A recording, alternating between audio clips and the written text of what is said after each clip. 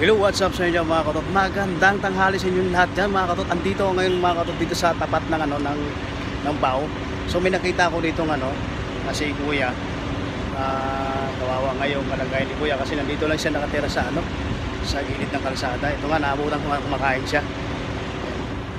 Sir, wala na akong mga anak ko kung di magawa ng sapatos. Tagagawa po kayo ng sapatos po? Oo, sapatero ko sir, yun ang gamit ko. Sapatero po kayo? Oo, bagong laya kasi ako. At maganda yung anak buhay nito, parehas. Wala namang ibang tumutulong sa akin. May mga anak naman ako, nasa Bicol, Diracatalbani, pamilya ko. Taga Bicol po kayo, tay? Opo. Ibig sabihin, tay, kalalaya nilang galing pa kayo ng... Wala naman ako kasi pamatay pa uwi.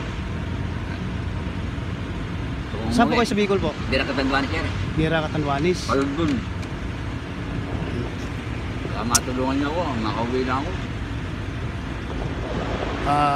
Ito nga mga katot, kawawa naman tong si tatay kasi ito nga nandito siya ngayon sa nakatira sa itong pathway na to. Dito meron nga siyang kasama pa din sa kabila. Kahit ticket lang, makauwi lang ako sa amin. Kailangan ng pera, kailangan ko makauwi. Makita ko pamilya ko. Tay, ano pong pangalan niyo po? Baka Teddy Gutierrez po. Teddy Gutierrez? Teddy Gutierrez po? Opo. Ayan po si si Tatay Eddie Gutierrez. Nawagan kasi siya na kahit man lang ticket papunta doon sa kanila sa Catanduanes. Kasi malayo-layo pa pala yung nila. Yung lugar niya, malayo pa pala yung Catanduanes. Ano ba yun? Tatawid pa ng ng dagat? Ng dagat pagdating ng Tabaco. Tay, kung sakali tay kung sakaling manonood sila tay dito sa video ko na to tay, ano masasabi mo sa mga anak ko tay? Kung matulungan niyo po ako, makauwi lang ako sa aking mga pamilya. Mga anak ko, nandun po sila. Asawa ko, nandun. Sa Catanduanes? Oo.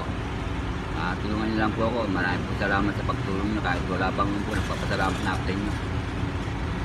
Tay, yun lang po talagang wish mo na makauwi lang po ako. Opo. Ng Catanduanes? Opo. Dito lang po niyo ako makikita sa lugar na to. Dito kasi mga katot, dito lang talaga siya nakatira may mga kasama ko sa mga parking. Ayan, dito siya. Kaya si tatay sa patiro siya.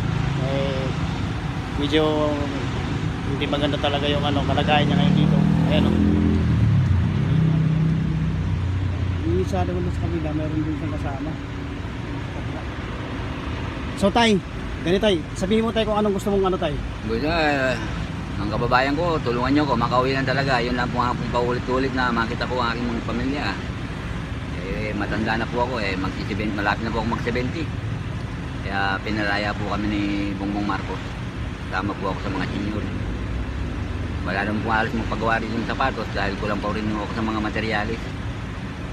Kaya sana matulungan nyo ako makauwi. Yun lang po nga kayo, wala po akong ibang kailangan.